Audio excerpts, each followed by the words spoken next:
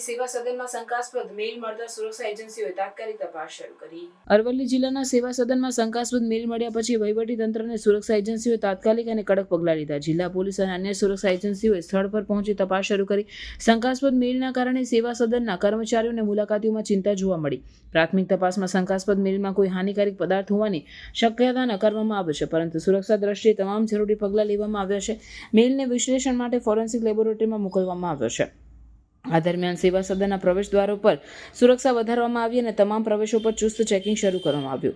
જિલ્લા વહીવટીતંત્રએ જણાવ્યું કે અમે તમામ સંભવિત જોખમોને ધ્યાનમાં રાખીને કાર્યવાહી કરી રહ્યા છીએ. જ્યારે સુરક્ષા અમારી પ્રથમ પ્રાથમિકતા છે, તેમણે નાગરિકોને અફવાઓથી દૂર રહેવાની અને સત્તાવાર માહિતી પર આધાર રાખવાની અપીલ કરી. આ ઘટના પછી જિલ્લા વહીવટીતંત્રએ તમામ સરકારી કચેરીઓમાં સુરક્ષા વ્યવસ્થા કડક કરવાની સૂચના આપી છે.